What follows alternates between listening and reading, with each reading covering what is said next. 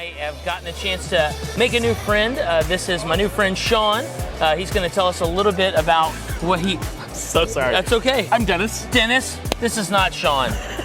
Sean's... There's no Sean. I don't know who Sean is. You know who Sean is? Sean is the guy I just bought those pops from.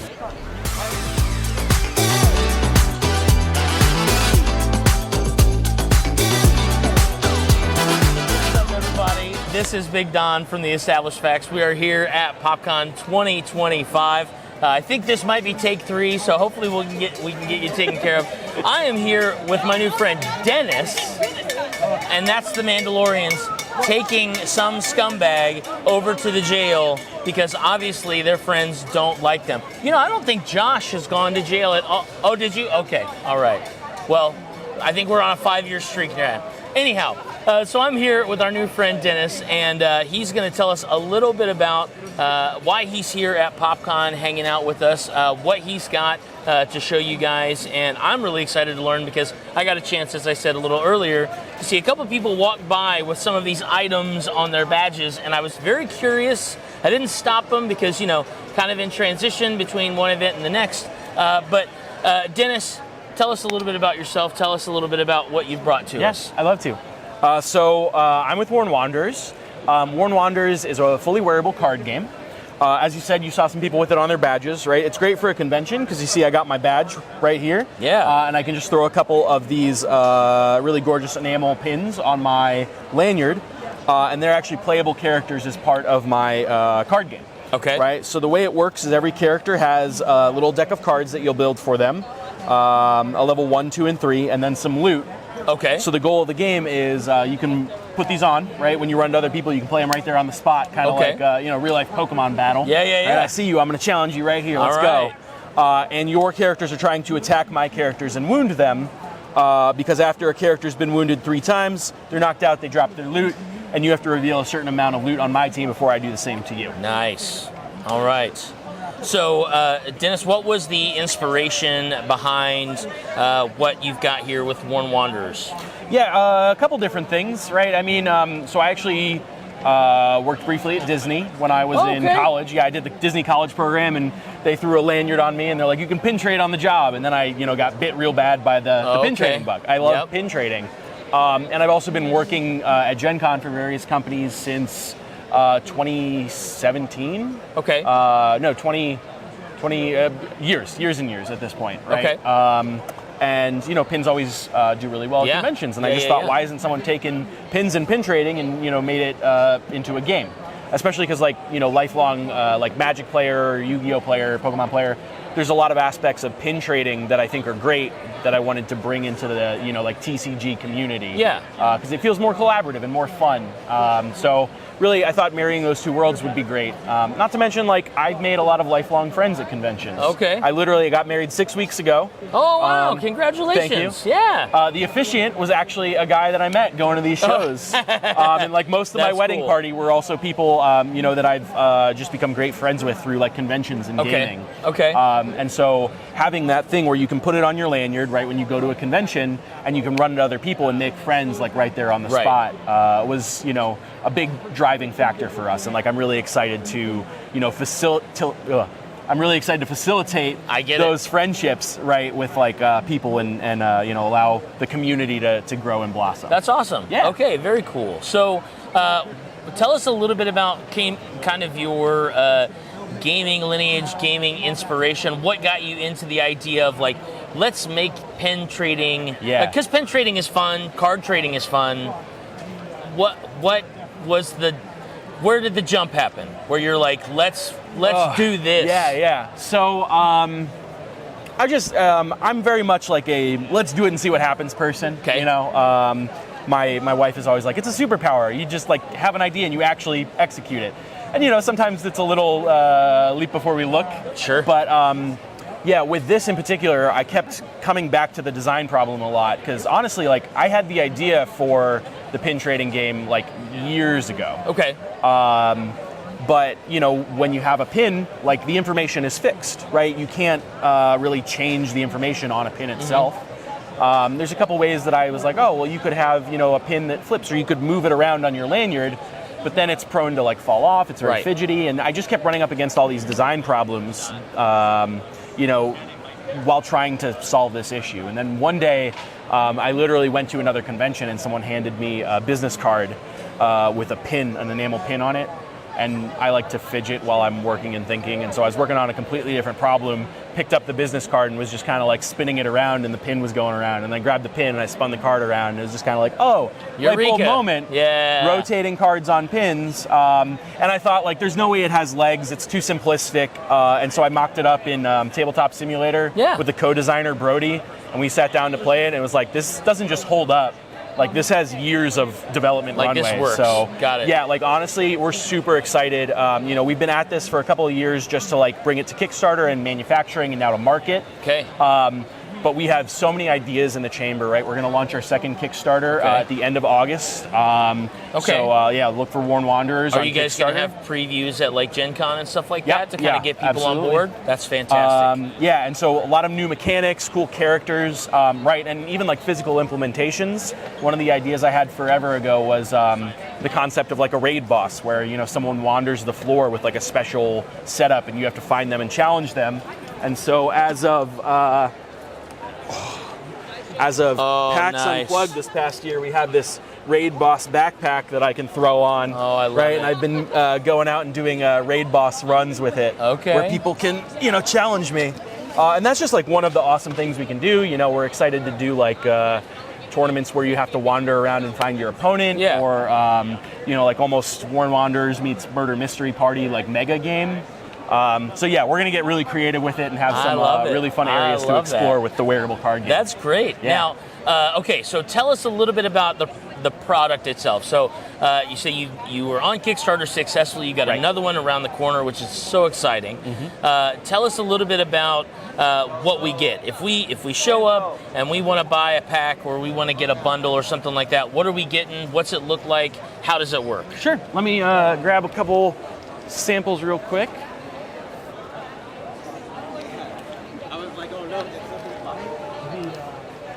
So we offer starter set options. Okay. Right, and a starter set comes with 2 pins, all the cards you need to play right out of the box in a ready-to-go deck. Okay. Which is a good learn-to-play experience, right? They're all very balanced against each other, the different starter sets.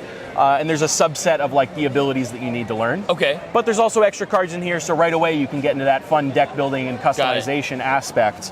And these are only $20. Okay. For two characters, right? 2-player game, $20. Well, so specifically, we recommend everybody start with a starter set, right? Just because really you can play anywhere from 2 to 6 pins. Gotcha. So this is a great starting point for a single player. Okay.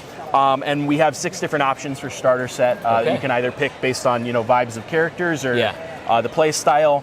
Right, like we have an aggro deck, or we have something that's a little bit more tempo based, so people who are familiar with TCGs, right, can kind of feel at home in a new framework because concepts feel familiar, right? And then we also offer booster packs. And booster packs are really fun because they come with an enamel pin and some extra cards. Right, but through the mist, a figure approaches. Oh, nice. The Wanderer they call the Phantom King wishes to join you. And this is actually a very lucky pack because you can see he looks a little different from some of the standard pins. Right, the black nickel is the most common treatment on the characters. But they also come in silver, gold, or foil version. So this is a gold foil. So this is like the most exclusive version of this character. That's very cool. No effect on gameplay, right? Because we don't want to like pay to win system. But as far as the bling goes, right, for the collectability, it adds a lot of like, ooh, I want to try and get my favorite character in the tricked out treatment, or like if you open this and you're not about him, you can trade him away for like some multiple pins. And that'll also come with a random assortment of cards that you can use on deck building your team. So we have the starter sets, which are $20 a piece, and the boosters are $15. Okay, that's very cool. And then I see you got a board over here that's got several of the characters, it looks like, and I see that they're kind of broken up into tiers. Now, is this like tier 1, tier 2, 3, 4, and 5? Is this just the art style? Is it the character power art? Specifically, that level of bling I was talking about. So this guy, O King, right, as a gold foil would be up here. Gold foil is the tier 5. Gotcha. So like you can see, we've got some. So like this is Record Rosie at tier 5, super fancy version of her. down here, Wrecker Rosie at tier 3. Gotcha. Right? Plays the same. Okay. But like Mike, my buddy, particularly likes the foil treatment for the black enamel. Yes. With the glitter. So he's trying to collect one of each character in that treatment. So it's just really the collectability of, or Anthony, who has spent a lot of time with us this weekend, has been working really hard to try and get one of our promos in each of the tiers. Oh, cool. And he just so he's got gold foil Rosie, silver foil Rosie, black nickel foil Rosie, and he's been working through it this weekend to try and trade up. He's trying to rare draft, is what you're saying. Exactly. All right, get that alt art. Got it. That's very cool.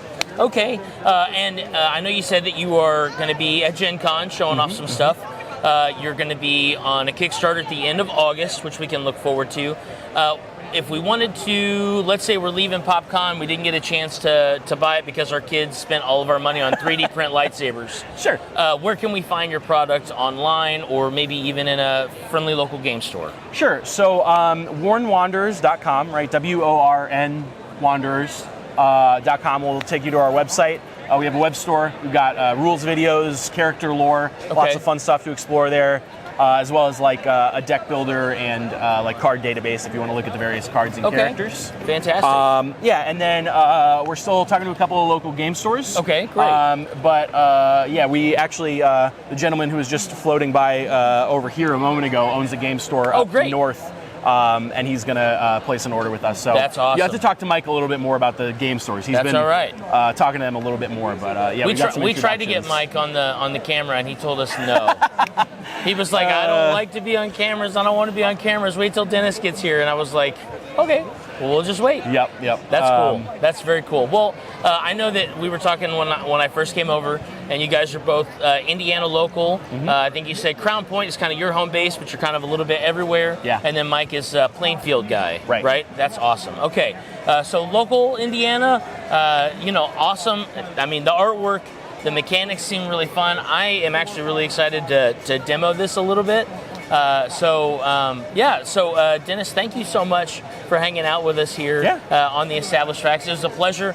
And just so you guys know, behind the veil, I accidentally got Dennis's name wrong. I'm totally fine with telling on myself because I had just talked to another person and I used their name instead of Dennis's name. But I now know that guy is Sean. That's it.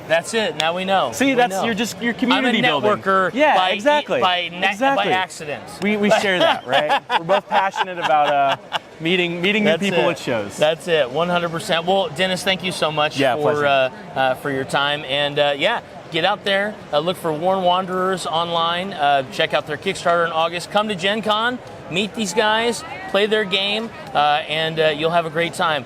We love you guys, and we will check you later.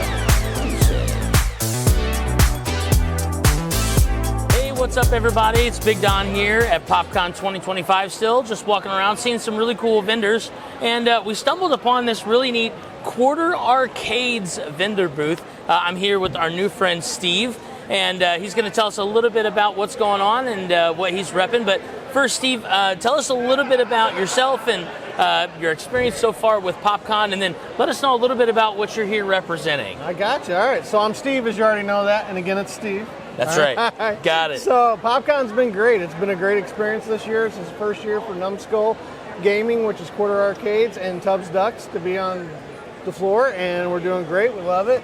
Quarter Arcades has been around for a few years now. They do a mini replica of the original arcade using the original ROM. Okay. And they are USB drive, so you can sit there and have it plugged into the wall, or you can use one of our cool Pepsi or 7-Up machines that is a 5-part port charger. Okay. And run them that way. But the coolest thing is you can sit down with your buddies wherever and pass the game around because they are battery.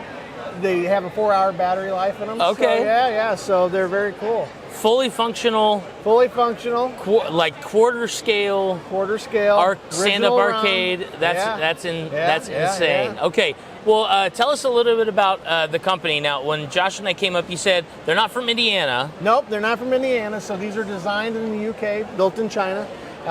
They get all the licensing, they go through all the steps, and they do them right. I mean, they're durable. These have been out at different shows for over a year now. Okay. And we haven't had one fail yet. But obviously, they've been around for quite a few years, so they know what they're doing. They put their time and the money in them, and They're a blast. And Okay. even Ninja Turtles is even a 4-player game. Oh, But nice. Okay. We can get remotes and all 4 of us go in there and play and not be hugging on each other That's the whole awesome. time. I love that. I love that. Yeah. When Josh and I walked up, he was like, "Hey, I want you to go and check this out."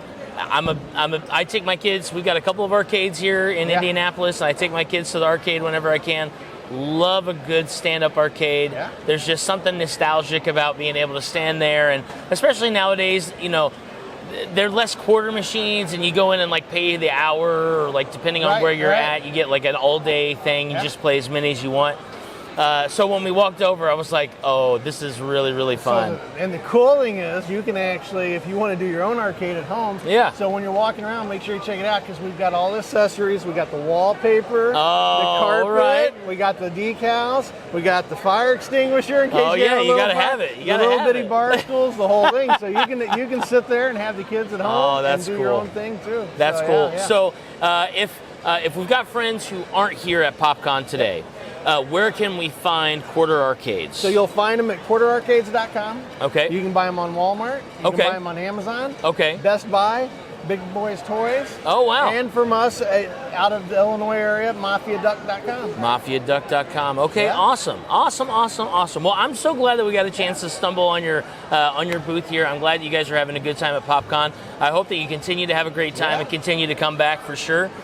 Steve, is there anything else that you want to let us know that you got going on, or anything we should look for? You'll be able to find us at Cleveland Gaming Expo. Okay. So if you're not in Perfect. there and you couldn't make it to this, come over to Cleveland Gaming Expo. Yeah. We will be set up there as well. Okay, great. And yeah, just get on. If you get online, you'll find where we're at. Okay. You better get in there and try some I of will. these out, I'm man. about to. I'm telling about you. to. All right. Well, thank you so much, Yeah, Steve, for thank your you. time. I appreciate it. Thank you guys for hanging out with us here at PopCon 2025, and we will check you later.